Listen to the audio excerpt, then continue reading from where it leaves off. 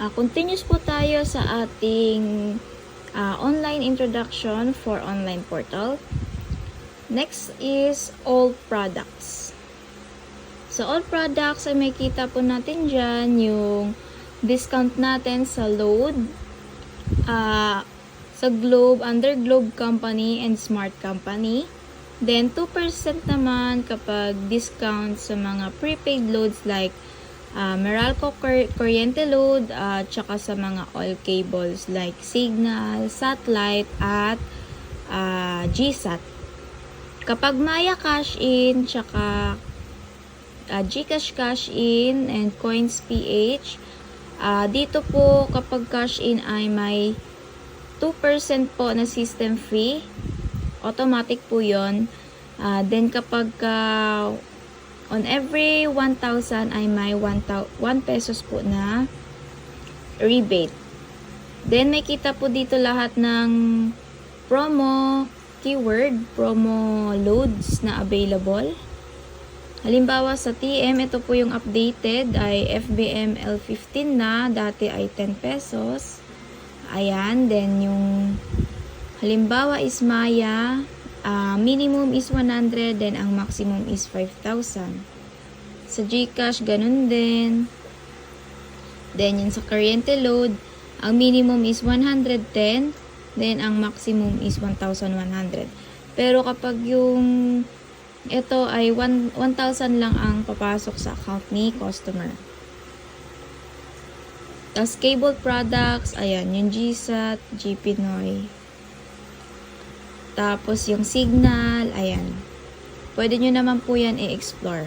Then, kapag gusto nyo lahat ng copy, ay pre-press nyo lang po yung download as CSV. Yung document po yan, naka-list or naka-table po yung mga product list. Next is frequently asked questions. So, nandyan din po yung mga ibang sagot sa mga tanong. Load purchases. Where can we top up or replenish the load wallet or GCash wallet? So, nandyan po yung sagot. Pwede via portal. Then, ito po yung keyword. Pwedeng via messenger. So, nasa video tutorial ko din po yan. Pagdating ng machine ay sinesend ko po yung mga link. Then, how can I earn on this business? Ayan.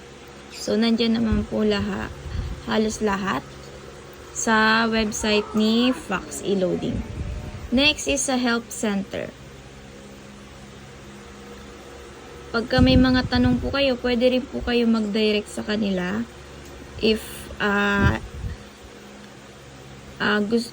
po. Pero kami naman ay may group chat naman tayo. So, sa mga magtatanong ay pwede naman po mag-direct sa ating group chat.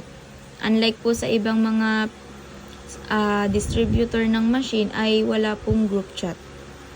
Next po dito sa notification, yung bell sign, dito po makikita na na-receive nyo na yung mga top up nyo. So, halimbawa, ayan, 1,000 has been added to your eCash wallet. Your balance now is 1,074. Then, dito sa head icon, may tatlong option dyan, account settings, withdrawals, and log out. Sa account settings, nandyan yung first name, last name, kayo po mag-fill up nyan, then yung phone, address, ito, yung auto-convert, kapag naka-check po yan, halimbawa nagkamali kayo sa pag-top up, napunta po sa load wallet. Imbis po na nasa eCash wallet. So, kapag naka-check po yan, automatic po na kahit may magpa-cash in, tapos zero balance yung eCash wallet nyo ay kakaltas po siya sa load wallet. So, automatic na po yan kapag naka-check. So, kung ayaw nyo naman, i-uncheck nyo na lang.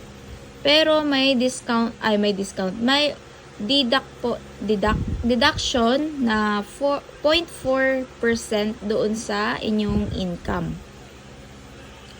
Next naman ay send SMS alert when load wallet reaches. So, halimbawa, 80 pesos. Ang nilagay ko, 80 pesos. So, kapag 80 pesos below na lang yung aking load wallet, ay may notice po akong matatanggap na ganitong amount na lang yung aking wallet. So, kailangan ko na mag-replenishment. Optional naman yan kung gusto nyo pong may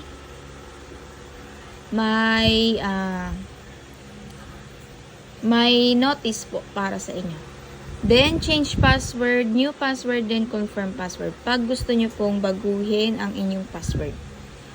Yung iba kasi nagla-login via OTP. Pero yung iba, may case po kasi na nawawala yung kanilang SIM card or yung trusted number. So, yung iba ay nagsiset po ng password.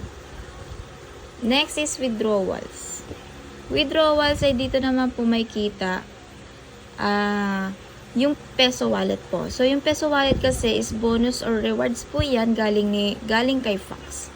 So, nagkakaroon lang po yan kapag may mga event po silang pagganap. Then, pwede kasi yan i-withdraw papunta sa load wallet tsaka eCash wallet. Ayan. Convertible siya to eCash wallet and load wallet. Pwede rin siyang withdrawin papunta po sa inyong GCash account, Maya account, and Coins PH. So, ang minimum is 100. Kasi, di ba yung auto-convert doon sa head account, kung napapansin nyo, ay walang convert button doon sa, dito. Walang button. Kapag nagkamali po kayo ng top up, napunta po dito sa load wallet, mapipilitan po kayong i-on yung auto-convert kapag wala na po kayong pang-ikot na pondo. Pero if ever naman na meron naman kayong extra fund, pwede naman hayaan nyo na lang yung nagkamali kayo kung ayaw nyo pong ma-deduction doon sa rebate at